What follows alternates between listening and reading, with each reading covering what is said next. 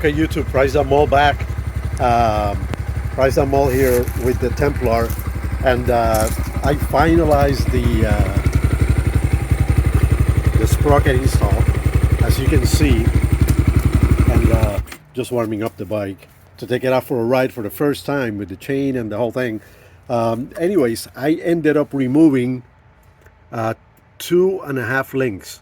So two of these, two of those, and then the other half, so that I was able to join them the way they were originally. As you can see, the chain still the same tightness as it was before I installed this sprocket. Okay, so that sprocket is definitely, it's gonna shorten your chain, the 520 chain. So I just wanted to show the final product. I'm actually really happy with the fact that this is not any lower. You know, like it's just kind of like caving in. It seemed like it kind of like is somewhat, like it's not straight, but that's as far as I would go. If I was gonna put a 38, then the chain, I would think that the chain would touch the hub. And I'm actually gonna show that real quick, since I'm actually mentioning that. And as you can see, you see how far the chain is from the hub right there. So there's a gap right there, so that chain will never touch, that's the 40 tooth. So it will never touch the hub or damage it in any way. So as far as the screws go, they all went in perfectly, and the sprocket came out pretty good. I actually, when I spin it, there's no up and down motion, which is super good. That way the chain is not gonna do that kind of number or whatever. So, like, in other words, unbalanced, because that will unbalance the rotation of the tire, and if you're going at high speed, you definitely don't want that. So anyway, I just wanted to show that. I mean, it looks pretty clean. I like the way it looks, the fact that it's black.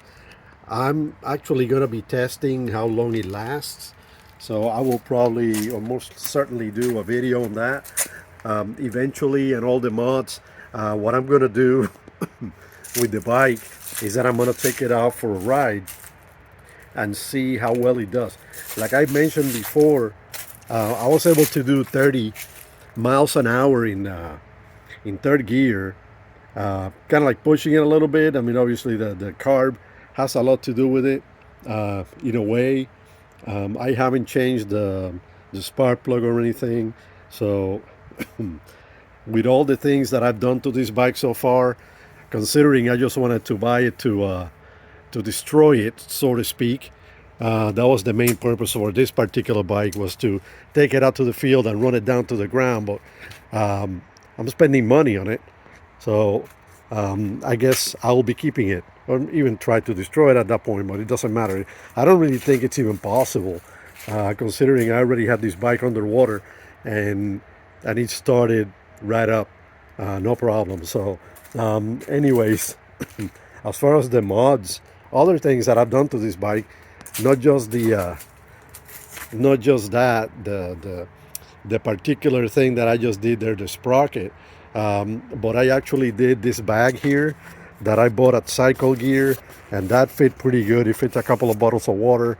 I got some other stuff over there that I still need to do to them, but I had, this actually came from my KLR, the rock risers, and these are also aluminum. It's like a $75 part that I got for like 40 bucks from a friend. So I installed it on this. It actually helps on the trails and all.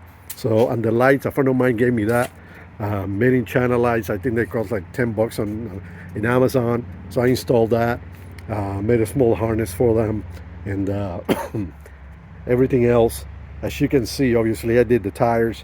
Now this, obviously the sprocket, and I think I replaced these because one came in broken when I got the bike originally. So like I said, I do have a few other parts I can do on this bike, and I suppose I'll do videos on that. But man, that bike actually looks really nice. with what's been done and the sprocket. I can't wait to take it out. I'm actually going to ride it now. I am going to stop the video because it is getting kind of dark, and there's no way for me to put the camera on the bike to reflect the speed, but I will mention that once. I probably just take out a camera tomorrow on the highway, and considering I do have a tag now, and test it out and see how it does, and then I guess complete the video and do a 3-part series with the sprocket chain scenario, to see what you guys think, and let me know if you need the part numbers, which I will actually list anyway in the video. Other than that, guys, I thanks so much for all the likes on the videos, and so quickly.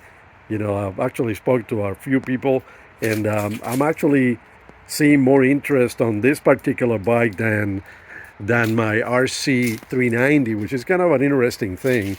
But regardless, I think they're great bikes. Both of them are. They serve a different purpose. And thanks so much for your patronage, man. And I'm glad that this is helping out some people.